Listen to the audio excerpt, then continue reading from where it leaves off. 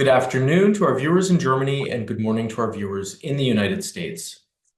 Hello, I'm Steve Sokol, the president of the American Council on Germany, and I'd like to welcome you to today's Kaffeepause.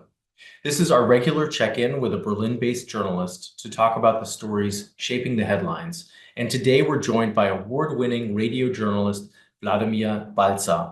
He's been a reporter, presenter, and editor at Deutschlandradio and at MDR, and he is a regular host on Deutschlandfunk. He's also completed one of the ACG's Kellen Fellowships. Wladimir, herzlich willkommen. It's great to see you. Hi, hallo. Schön dabei zu sein. There is a lot to talk about. Following the attack in Aschaffenburg, the issue of migration was bumped to the top of the list of the most important challenges Germany is facing. This was for the first time in months that it really got as high as that, according to Forschungsgruppe Wahlen. The Kanzlerkandidat, the chancellor candidate for the Christian Democrats, Friedrich Merz, risked a great deal by accepting votes from the AfD. This led to massive protests across the country against the course of the CDU and the track it's taking. In Berlin alone, according to reports that I saw, over 160,000 people assembled at the Brandenburg Gate and elsewhere to demonstrate against the CDU. So lots of different threads, lots of different topics. Let me start by just asking you, what's the mood with less than 3 weeks to go until the election on the 23rd of February? I'd say the political landscape in Germany is under shock. That's really to say because what we've seen the last week, it's been like two really historical days. Maybe the first one was on Wednesday, when we had like two motions in Parliament, which were decided with the help of the AfD. CDU put them up at the Parliament, and they were like, it's all about migration, the restriction of migration, and these two motions wouldn't have received enough votes without the AfD. So it needed the votes of the AfD, of the right wing, in parts right radical party, which is, as we know, under surveillance of the intelligence agencies all over Germany. And there is even right from the parliament coming an initiative to actually ban this party. Because it may be a danger to the freiheitlich-demokratische Grundordnung, as we say here, so the rule of law and democracy in Germany. So this is the first time in history we still have to remind ourselves that this has never happened in Germany after Second World War, that a Democratic Party needed votes. Well, they like the right wing parties voted. There have been like bills and motions and so on they voted for, but it needed these votes. Without these votes, these motions Mhm. wouldn't have been accepted. So the first time in history this happened, that with the votes of a right wing, of a right, almost in parts right radical party, something was decided in parliament, in the German national parliament. And this was something of a taboo actually beforehand. AfD has gotten stronger over the years, has gotten stronger, especially in the last couple of weeks. But the German public wouldn't have expected that there would be a common vote of the right radicals together with the CDU. And that's what we call a firewall, a political firewall, to say there will be no cooperation, no like joint votes or nothing of the kind with the AfD. And this taboo was ignored by the CDU. And this brought, as Stephen, as you already mentioned, hundreds of thousands of people on the streets. Already on Wednesday, we saw thousands of people rallying in front of the CDU headquarters here in Berlin, chanting "Shame on you, CDU," um, and accusing Friedrich Merz, which is the leading candidate of the CDU for chancellery, to work together with right radicals. And the same happened on the weekend, after Friday's joint vote which at the end of the day didn't work out. It was a bill this time, not just a motion, it was a bill. Zustrombegrenzungsgesetz, that's this German word, which basically means restricting the migration into Germany. It was a restrictive bill, which didn't pass, but it just didn't pass because parts of the Unionsfraktion, like the members of parliament from the CDU and the CSU, and parts of the FDP, the Liberal Party, didn't vote for it. So that's why it didn't pass. But it was close. It was pretty close. Been, it could have passed. So um, this altogether, the whole week, and these events and these breaking of this taboo brought hundreds of thousands of people on the streets because this went beyond, any kind of discussion you may have about restricting migration, about security. We had these horrible violent events. You already mentioned Aschaffenburg, we had Magdeburg, we had other events in the last couple of months. Um, but this was too much for many, and that's why they hit the streets. So it seems like when thinking about what is on the agenda when people go to the polls, public safety and migration seem to be, the top issues that people are thinking about, even above economic issues. And of course, economic issues are top of mind for a lot of people, given inflation and given rising prices and the state of the economy. Absolutely. Yeah. It's interesting to see that. I mean, it's actually pretty similar to the States. So you see migration is it just become a decisive argument, on the campaign trail. And it's just interesting to see that Friedrich Merz was somebody who said, like just a couple of weeks ago, he doesn't want to put up migration as a number one issue. For him, like at least, let's say, speaking of October, November, beginning of December last year, he spoke much more about the economy, about the economic crisis of the German economy as we know it. And then you had these, events, these violent events. You had these, like you had Aschaffenburg, you had Magdeburg. So it was just one too many, probably. Um, Not to bring this up as a major argument. And he changed his mind. He changed his mind. He just maybe he looked over to the States and saw, okay, how strong this argument may be, to win an election, restriction of migration, and maybe he realized that this could be something also to win an election here. But that's not as easy because you have the AfD. This is their main subject, has been always over years, um, fighting migration, being restrictive about it, also playing, with xenophobic arguments and so on.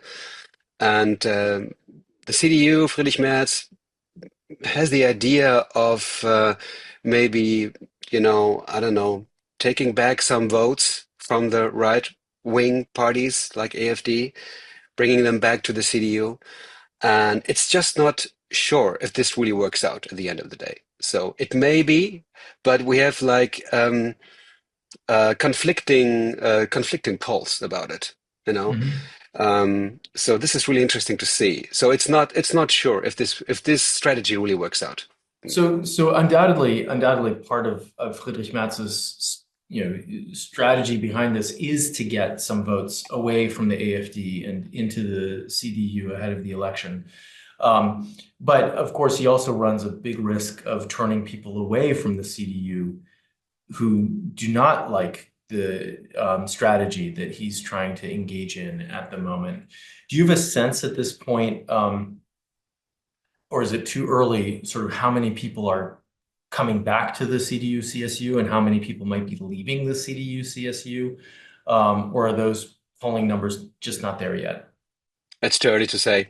It's really too early to say. The only thing I can say is that the CDU itself, it's a, it's been always hard of German democracy. CDU, is the leading, how we say it here, Volkspartei. So Yeah, it's a catch-all party party, of the, yeah, yeah, People's yeah. Party, catch-all party. It's a people's party, party of the people, or because it brings together. That's at least the idea of it. It brings together uh, a huge chunk of society and represents a huge part of society.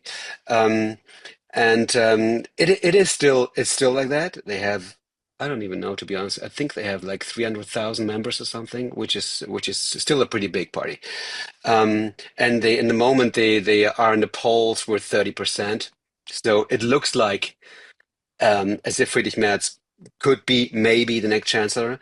And I'm almost sure in the next 3 weeks this won't change. But it's not. Despite the events of last week, you still think Up, that up, Merz is the likely I think, chancellor? yeah, I think so. I think so because, as I said, it's a bit conflicting. It's a bit contradictory because, on the one hand side, many people who want to have a more restrictive migration policy still don't want the CDU working together with the AfD. Mhm. Um, so they want to have a more restrictive migration policy, but coming from democratic parties, from the mainstream parties, not from the right radical parties, or at least a party which in parts is right radical. So Yeah. um, that's important to know. So that's why it may be Friedrich Merz. It's too early to say. It's too early to say. So they don't want him to work together with the AfD, but at the other hand side, they want to have this kind of more restrictive policy. So we'll see, which political energy is stronger.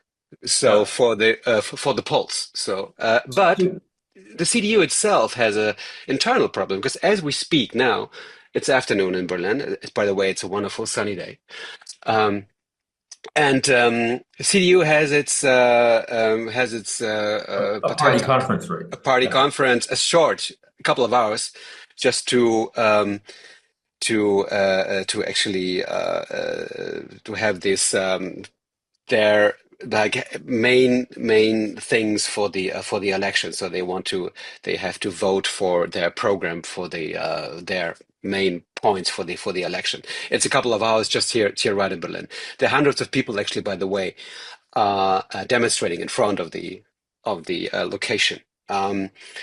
And we have seen some pretty. There's the whole party. It's not only like the political landscape, like society is under shock almost. Um, it's also the party itself. Mhm. You see some very well-known people like Michel Friedman, who has been the deputy chief of the German Jewish organization of all German Jewish uh, uh, um, parts in Germany, and he left the CDU. He has been there for 40 years, and he said he, as a German Jew, can't explain to anybody to be still part of this party, as they, at least in the Bundestag, work together with the AfD. So he also spoke at the rally on the weekend, um, but tried also to explain, the political tensions, discussions about migration. He didn't speak badly about his party, which he left, but he explained why he left, why he needed to leave. And there are I don't have numbers yet, but I'm sure there are hundreds, maybe even thousands of people who are about to leave the CDU because of this. Yeah. So I'd like to come back to the party conference in just a second, but since we were talking about numbers, I think it's an important reminder to say that the union, the CDU, CSU, has basically been polling at about 30% pretty consistently. Yeah. Recently. The second strongest party has been the AfD at 20% in the polls. And only after that have we had the Social Democrats at about 15 to 17%, the Greens in the 13 to 15% range, and then the smaller parties hovering around 5%, whether it's the Free Democrats, the Left Party, or the Bündnis Sarah Wagenknecht, the Alliance Sarah Wagenknecht. And so related to this, a question just came in from somebody about the protests. And what I've got here in front of me is the protests are undoubtedly from the Ampel supporters. But how can Germany consider itself to be a democracy when it stigmatizes and rebuffs from participation in government parties that receive significant support from the electorate, like the AfD with its, Hmm. 20% in the polls? Um, this obviously is a big debate in Germany right now. As you were talking about, there are lots of questions about the state of democracy, and there are even questions about the AfD as to whether it is a democratic party or not. Hence the reason why it's under surveillance at the moment. Can you talk a little bit about how this debate is playing out in Germany and sort of the health of German democracy today? Hmm.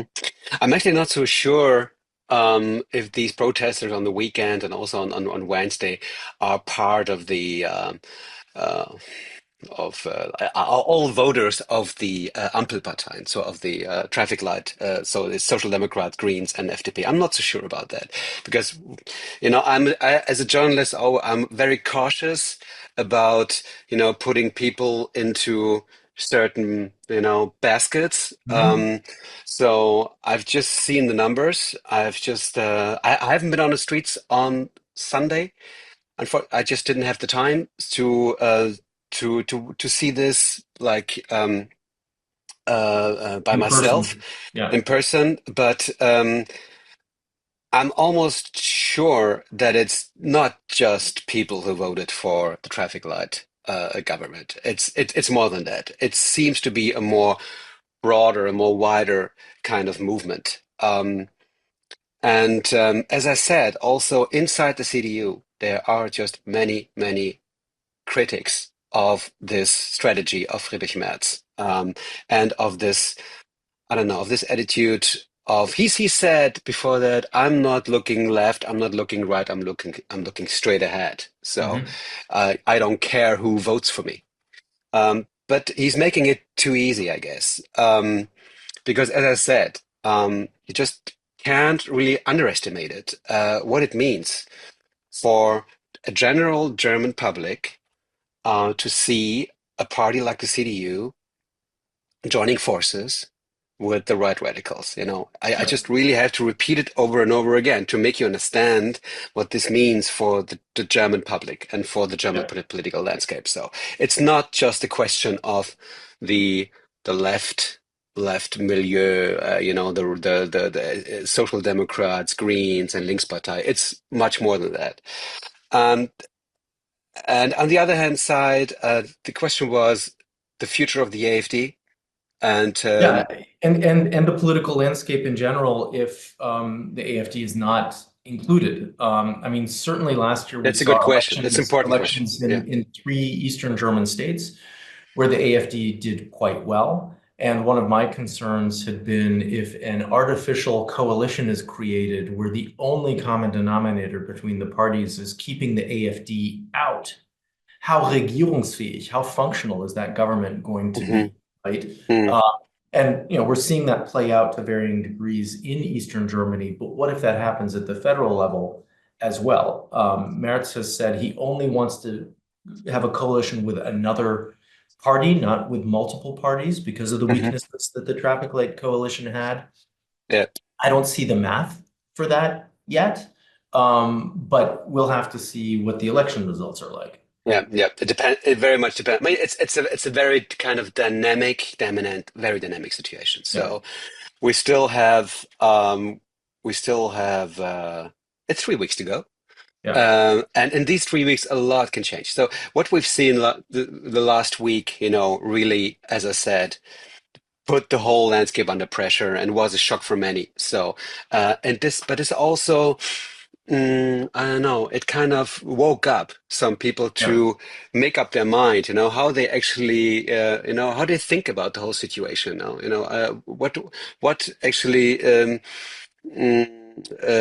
yeah, at the end of the day, for many voters, what to vote for, because they have seen how CDU in the parliament acted, how the Social Democrats acted, how the Greens, the Mhm. Left Party, BSV is also interesting because Yeah. they wouldn't support these motions on Wednesday, which are much more restrictive than the bill on Friday, but they Mhm. supported the bill on Friday. Mhm. So it's also for many voters who haven't decided yet, they see, okay, this is how BSV acted in Parliament on Wednesday and acted on Friday. So that's why I don't know. It clears up the scene a little bit. You know, it makes it more obvious what is actually happening.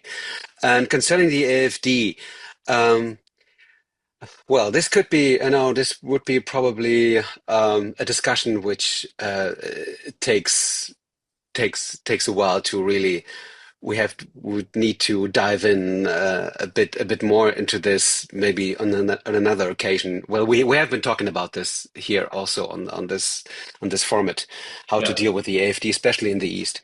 Um, the thing is, generally speaking, the AfD, this is like true for any Bundesland, and it's also true for the for the federal situation and for the national parliament. They are not so much interested really in constructive kind of democratic Mhm. work. Mhm. Uh, I haven't seen a single motion, a single bill, a single whatever activity of them to be really be constructive to help solving problems. It's a very ideological agenda. It is in parts also a destructive agenda. Um, they try to influence the political culture in a very negative way. They try to destruct it, try to disrupt the flow of democratic Mhm. decisions, and that's why I just don't see a real practical policies by them. So, Yeah. but I mean, you are absolutely right. This question is important. Yeah. How do you deal with a party which you know, I don't know, has 21% of voters? Yeah, it's every fifth person who Yeah. goes to the polls votes for them. So of course, yeah, it's difficult. I know. Well, Vladimir, on another occasion, I'd love to come back to this, particularly given your background, having grown up in Eastern Germany and in Leipzig, particularly given that this year is the 35th anniversary of German unification. If you think about it that way, there's lots to talk about there, but maybe we'll find a standalone opportunity to have that conversation. You had mentioned that the CDU is having its party conference right now. This is a special conference. Friedrich Merz is going to be giving a speech. He welcomed everybody at the party conference, but I don't think as of now he's given his speech yet. What are you going Not to be yet for looking now. for Mm. in his speech? Is he going to be trying to find a way to calm some of the nerves, or is he going to continue to push, this is my agenda and this is the direction that we're going to go in? We've seen him in the last couple of days, let's say, playing it down, Hmm. playing the whole situation down, trying to, see this as, it's not as, don't make such a wave, I Yeah. mean, what did I do? I can't do anything about it if the AfD votes for me. What can I do about it? So he doesn't see this part of, like a certain kind of political responsibility actually also for this what happened last week. He doesn't want to take this on. Um, uh, I'm just not sure if that's the right approach to playing it down. As we see, these kind of mass rallies, uh, they won't stop. They won't stop. There will be more of these in the next weeks. We have also petitions by famous artists, by famous actors, by different groups of people, also very famous people, and this may hurt. This may hurt the CDU on the long run, and also in the next couple of days. So I wouldn't underestimate it. He tries to stay cool as far as he Hmm. can. And he says he always reminds the public. That's what I said. That's what he said in November. Yeah. There will be no cooperation with the AfD. But practically, like technically, it's been a cooperation. Yeah. It's been like joint votes in the parliament. So, and this also actually brought a person like Angela Merkel, who, you know, is somebody who actually promised to not intervene in the political scene Yeah. after not being chancellor anymore. But she did, and this was very unusual for her, extremely Yeah. unusual for somebody like Angela Merkel, to criticizing um, her successor at the top of the CDU. Yeah. This meant something. This meant Yeah. something. Mm.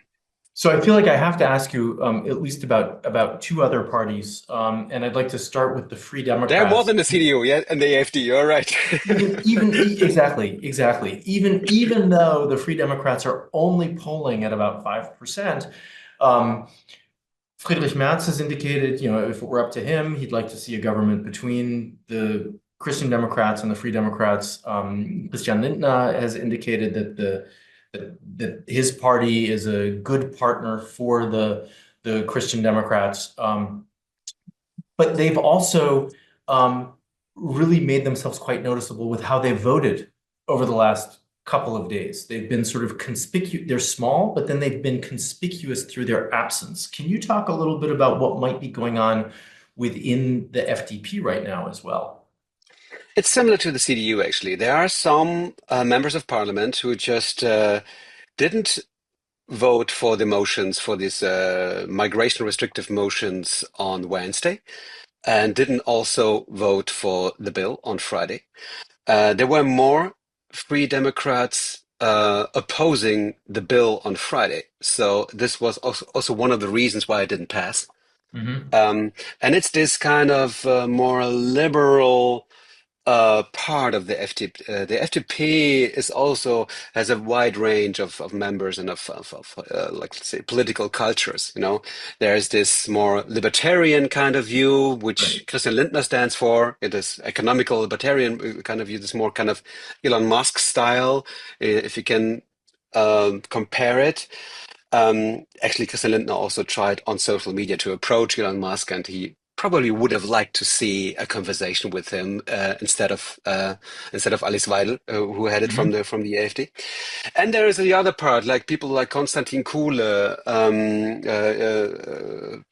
other members of parliament who are more on the liberal side and who see the importance of migration and who don't want to mud the waters Hmm. for a general, a need for migration. Germany, like just for economical reasons, need at least 200, maybe 300,000 people coming into the country every year to support the economy.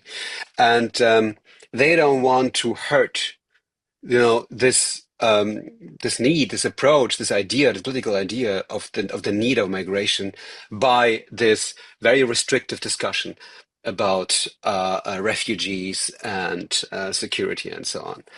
So Hmm. the FDP is also, we say it in German, sitzen zwischen den Stühlen, so are in Hmm. between chairs. Um, Yeah. um, but it doesn't change for them. It's a tough time for them because they, as you said, they're moving around like 5%, and if they don't reach 5%, they will be out of the parliament, which has Hmm. happened already like 10, 15 years ago, but which would be really bad for this party. Hmm. And they already ruled out, by the way, because speaking of possible coalitions, you would need a coalition if you don't want to have minority government of Right. what I'm not sure if Friedrich Merz is ready for that. But anyway, they ruled out um, putting up a coalition with the Greens. Hmm. So there won't be any traffic light coalition again, which is not a surprise, obviously, but that's yeah. So we haven't really talked about the Social Democrats or about Olaf Scholz, and I think it's important that we at least talk briefly about them. I thought it was interesting several weeks ago on Deutschlandradio. I heard an interview with a strategist who was working with the Social Democrats. And my takeaway from that interview was basically that the strategy was to wait until Friedrich Merz tripped in order to sort of get an advantage, just because that's what happened 3.5 years ago when Armin Laschet stumbled and Olaf Scholz was able to take advantage of it. We're seeing sort of Friedrich Merz perhaps teetering a little bit. We're not seeing as strong a social democratic campaign as I think some people would like to see. But how do you assess where the SPD is and how they might be going after some of the votes that are still undecided or on the table? Mm. Well, I mean, what happened last week is definitely something which can boost also the Social Democrats because they see themselves as the protector of the democratic system, as the protector of a certain political culture of not working together with the right radicals. And and this may also, they have already a kind of strategy. They have a website. I just wanted to see what's the title of the website. Something like, you know, Friedrich Merz don't do it.de or something like that. I have to check it again. Um, I'll check it later on. And they definitely try to use that wave, to see to use that wave also to present themselves as the Mhm. protectors, as the fighters for democracy and for freedom and opposing right radicals. So this may actually boost their supporters, they boost the support, but they're still around 15, 16, max 17%, which is definitely not enough to win the chancellery. Mhm. Um, but Olaf Scholz, really interesting to see. In the last couple of days, he kind of, I don't know, how can I put it? He almost woke up. Uh, Mhm. he's not the very charismatic person, you know. He's not entertaining. He's not a very communicative kind of person, talkative and something like that. But if you've seen him on certain talk shows, you just seen somebody who revitalized, who Mhm. actually is back on stage, who is back on track. And this atmosphere now, this shock, what we've seen last week, may help the Social Democrats uh, to get back on their feet again. But Mhm. it will, I'm sure, I don't know. I mean, as you don't have the thing is, you just have to do the math. There will be no traffic light coalition again. So Yeah. the Yeah. CDU for sure will be stronger than the SPD. Um, so there's almost no chance. Actually, in the moment, there's almost no chance Olaf Scholz will be the next Yeah. chancellor of Germany. But there may be a kind of coalition between the CDU and the SPD, where the SPD isn't as weak as Yeah. Friedrich Merz from the CDU may want to have it. Yeah. So And yeah. we'll have to see what role Olaf Scholz might have in that next government if he's not chancellor, right? I mean, I think that there is a scenario where I'm not for sure he will enter the government. exactly Uh, that we'll see a change in leadership within the Social yeah, Democratic Party, and yeah, that yeah. with new leaders there might be new popularity. Let me just ask one more question, sort of related to this. As we've talked about, less than 3 weeks to go until the election. There are a couple of television debates that are on the agenda. If I understand correctly, on Thursday, the heads of the smaller parties will be getting together, and on Sunday, it's a showdown between Friedrich Merz and Olaf Scholz. What do you expect from these two debates, and what should people be looking for?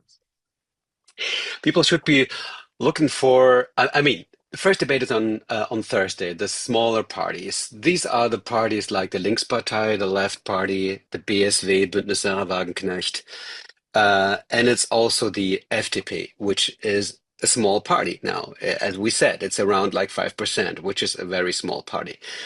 Um, And there may be even, I haven't checked, if there may be even a fourth or a fifth kind of political force. I'm not so sure about it, but it's a small party. But they can be, this debate is still, I mean, it sounds like minor, but it still can be very important to see because this debate can help voters to decide, which party to vote for if they don't go for CDU, SPD, and Greens.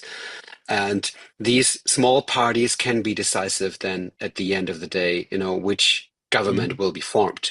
So it's really important to see also how they react to the events of last week and which topics they put up first and which is important. And also, I mean, just if you see somebody like Sarah Wagenknecht, she is a very outspoken, very charismatic kind of person who probably will dominate also this debate. Mhm. It may help her. She's somebody who, is definitely also boosted by TV appearance. This is one thing. Then on Sunday you have this what can I say, discussion or whatever there will be. But there's also between Olaf Scholz and Friedrich Merz, but there's been also discussion going on also inside the media scene, how to deal with the situation that somebody like Alice Weidel, which is Mhm. the leader of the AfD, has much more voter support Yeah. than Olaf Scholz in the moment. So the AfD, we have around like 21%. We have SPD with 15%, 16 maybe max. So it's also a question towards us, towards media, how to deal with such a Yeah. situation. Do you really want Yeah. to have somebody like Alice Weidel, debating Friedrich Merz? So you have somebody like Alice Weidel, leading a party which is being, under surveillance of the intelligence agencies Yeah. about, endangering democracy. But this is exactly what we just mentioned a couple of minutes ago, how Yeah. to deal with such a very conflicting situation. Um, we'll have to see. I'm sure Olaf Scholz will put up the whole discussion of last week. Mhm. These Migration is in the moment the absolute dominating subject. Yeah. He will remind Friedrich Merz over and over again about, collaborating with the right radicals. Friedrich Merz will have to explain himself. Yeah. But they will also discuss, definitely, they will need to discuss economical issues. They will need to discuss also foreign relations, which Mhm. are absolutely a minor subject in the moment, even Mhm. though they should be much more important. Mhm. You know, uh, being facing the situation with the new Trump Yeah. administration. So this is actually for me as somebody who also always wants to see the transatlantic kind of perspective. That's hurtful for me to see how this is almost being lost, this perspective in this on this campaign trail. We're very much focused on domestic issues and don't Yeah. see this tariff war, for example, which European Union will be confronted with all these questions of how what's the future of Ukraine and how we deal with all these issues, geopolitical issues, which I just like deleted in the moment, which is a pity. Mm. So, Vladimir, I'm very happy that you brought that up as we start to wrap up our conversation, because of course you were covering for colleagues at Deutschlandradio at the end of December and beginning of January, and so you were just here a little while ago. I think it would be very interesting for our audience to hear from you, sort of how Germany is reacting to Trump's second term. I've certainly heard a lot of reporting about tariffs and about concerns over trade, but you're absolutely right. In the last, week or so, there's been little to nothing about Ukraine. I mean, of course, from one of our participants, a question about what about Greenland just came in. What's the German perspective on Trump's comments about Greenland?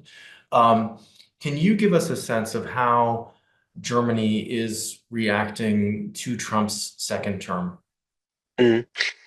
Well, the thing is, it's been like the timing has been, how can I say, the timing has been bad for Germany Mhm. with the American elections because actually, really, almost at the very day of the presidential elections in the United States, the Ampelkoalition, the traffic light coalition, actually Well, broke down. it was So exactly yeah, the same day, the day yeah, after yeah, the U.S. yeah. election.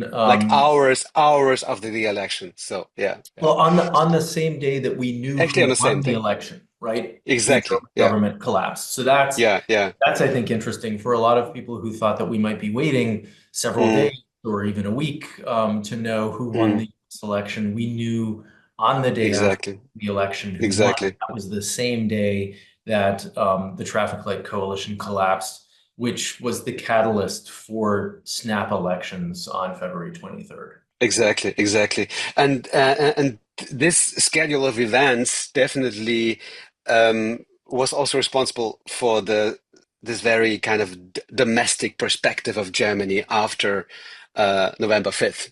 Mhm. Um, so that's why the German public much more, looked onto itself instead of watching over to DC and seeing what is actually happening. And many just underestimate what this very firm approach of of the Trump administration concerning tariffs and also concerning how to deal with the European Union. Many just underestimated what it really means. And I had the opportunity to speak to have a very inspiring interview with Ken Weinstein. He's from the Hudson Institute in DC, and has been an advisor to the Trump administration in the first term, and is now somebody who can explain actually very well how Trump ticks, also geopolitically and economically and so on. And I think he's very serious about his tariffs, about confronting the European Union economically, about Greenland. We've seen, almost what we heard, very confrontational kind of conversation with the MP of Denmark. Um, so what we haven't heard is his stance about towards Germany. We haven't heard so much about it, but I'm almost sure that he will expect much more of Germany concerning, spending for military causes and Germany's role in the NATO and taking much more care of itself, and also a stronger role of Germany concerning the war in Ukraine. And it's just, as I said, it's just I don't see all these topics really being regarded as important in the moment in on this campaign trail. It's just Mhm. not there. It's just not there. And I don't see a single party. If I see the whole range, um, some maybe just mention the situation, like the political discussions or the tensions in the United States, to see, okay, look what people like Trump are capable of doing. Do you want that? You want to have that in Germany too if you vote for the AfD. So they Mhm. try to, put the AfD in the same basket as Donald Trump and the Trump Mhm. administration and the Republican Party. But that's all what I saw. And all these other topics like Ukraine war and so on, it's not um, the only thing which is still a little bit on the list is how much Germany is supposed to spend for supporting Ukraine. Mhm. But even that has been, is in the shadows now Mhm. when you compare it to the migration issue. Mm. Yeah, I mean, Vladimir, I found it interesting to see how the incoming Trump administration has not talked about Europe or about Germany up to now. There's been sort of surprising level of silence, if you will. I wonder if that's about to change after the announcement of tariffs against Canada, Mexico, and China over the weekend, and if sort of in the next tranche we might see some tariffs directed toward Europe. It was very interesting to hear some interviews with some German political leaders, but also some other European political leaders, that there's hope that Europe can negotiate with Trump, perhaps even before it comes to tariffs. But certainly the German automotive sector is very concerned about what might come, manufacturing in general. So we'll obviously have to see how that unfolds. But it's been interesting in the first 2 weeks that Germany has not been, and that Europe has not been mentioned Yeah, yeah. that much. Yeah, we still don't have an American ambassador, a new ambassador Right. here in Berlin. I haven't even heard of any names. If you know of any names, tell me. But I haven't heard of any. Um, I mean, what is clear, if we speak about like tariffs, we speak about the European Union. We don't just speak about Germany, obviously. So, because if you apply tariffs, then you apply it to the European Union and not just to Mhm. Germany. In this case, it may be an interesting situation to see how the European Union joins forces, which is as you know, also a political club which is under pressure, Mhm. which has, conflicts and debates inside itself. But the Trump terrorists, the possible Trump terrorists on the European Union can unite the European Yeah. Union, at least in that case. So Yeah. this also maybe even a boost for the idea of the Yeah. European market. Mm. So Vladimir, I know you need to go, but I have one final question that just came in, which brings us full circle in terms of the conversation. The question is, isn't the economy more important when it comes to the German election in terms of mobilizing voters than migration? I'd be interested in your take on that. My sense is at the moment, migration and public safety have sort of trumped the economy as the issue that's mobilizing people. But it would be great to get your sense about that. Let's say economy may come back in the last couple of days, um, but difficult to say. It's really difficult to say because I would say in the moment, and I don't see it changing that much. Migration, I'm almost sure, will be the number one issue. Uh, Mhm. economy coming, economy coming in second, pretty close. But in the moment, migration is the all dominating issue, not just because migration itself. It's about public safety. It's about generally about how society changes. Yeah. For many, it's just too fast.